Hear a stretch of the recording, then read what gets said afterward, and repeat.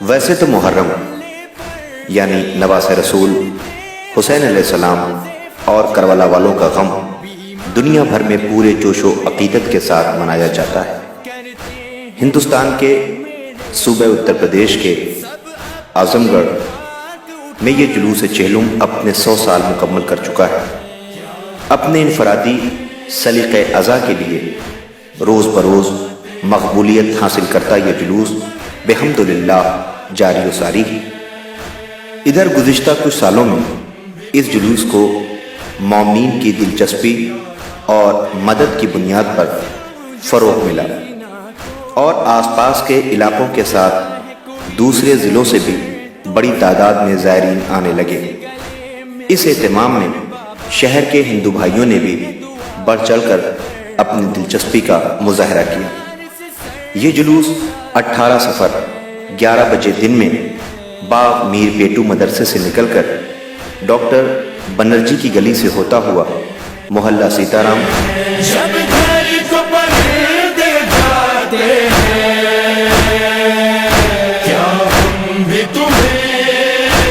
اور پھر پرانی کوتوالی پہنچتا ہے۔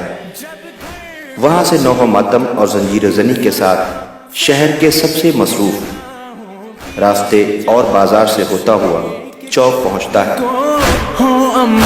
آ جائے کوئی گھر میں مہمان جب دسترخوان بچھاتے ہیں۔ چوک پر نوحہ ماتم کے بعد تقریر ہوتی ہے، پھر وہاں سے صدائے ماتم یا حسین کے ساتھ لمبا سفر طے کرتے ہوئے یہ جلوس سبزی منڈی پر کچھ دیر کے لیے رکتا ہے۔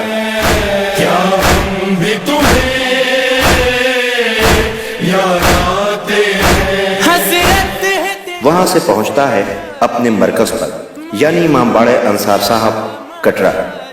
وہاں نوحہ اور تقریر کے ساتھ شبیہیں برآمد کی جاتی ہیں۔ نادار ہوں بھیا کا بھیجو احباب جو تحفے لاتے ہیں۔ سب سے پہلے علم مبارک، شبیہ تابوت، شبیہ گہوارہ اور شبیہ ذوالجناح کے ساتھ تعزیے کی زیارت کرائی جاتی ہے۔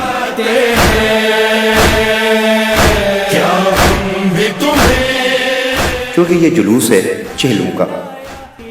آخر اہتمام اس جگہ پہنچتے ہیں جو کربلا کے میدان سے مشہور ہے، یعنی کربلا کے میدان میں، جہاں پورا ماحول سوگوار سا نظر آتا ہے۔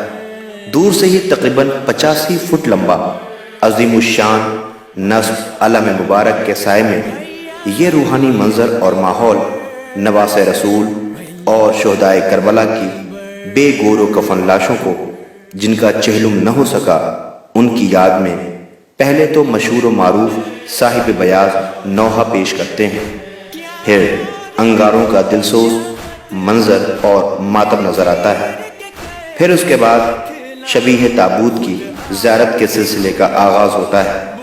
سب سے پہلے سفیر کربلا جناب مسلم ابن عقیل اور ان کے وہ دونوں بیٹے جو کوفے میں بڑی بے دردی کے ساتھ شہید کیے گئے، ان کے شبیہ تابوت کی زیارت کرائی جاتی ہے، اور اس کے فوراً بعد پھر سلسلہ شروع ہوتا ہے 18 بنی ہاشم کے تابوت کے دلسوز اور قیامت خیز منظر کا۔